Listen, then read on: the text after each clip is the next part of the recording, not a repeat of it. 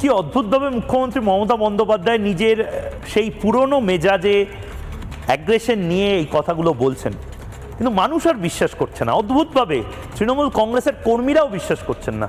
আমার কাছে খবর আছে তৃণমূল কংগ্রেসের যারা সনাতনী কর্মী, হিন্দু কর্মী যারা, তারাও ঠিক করেছেন যে এবার আর মুখ্যমন্ত্রী মমতা বন্দ্যোপাধ্যায়ের কথায় তারা কান দেবেন না। এবারের নির্বাচনটা বামপন্থীরা যেভাবে ঠিক করেছেন এবারেরটা বিজেপিকে ভোট দিয়ে বিজেপিকে ক্ষমতায় আনতে হবে, ঠিক সেভাবেই তৃণমূলের কর্মীরা তারাও ঠিক করেছেন যে এবার এই রোহিঙ্গাদেরকে দিদি আটকাতে পারবে না। যেভাবে বাংলাদেশ আমাদের খেয়ে ফেলতে চাইছে, আমাদের সেভেন সিস্টারকে, বাংলাকে আলাদা করে দিতে চাইছে বাংলাদেশের মৌলবাদীরা, মমতা বন্দ্যোপাধ্যায়ের পক্ষে পসিবল হবে না। হিন্দু যারা বর্ডারের অর্থাৎ সীমান্ত লাগোয়া জেলার হিন্দু তৃণমূল কংগ্রেসের কর্মী যারা, তারা ফিসফাস ইতিমধ্যে শুরু করে দিয়েছেন যে আমরা তো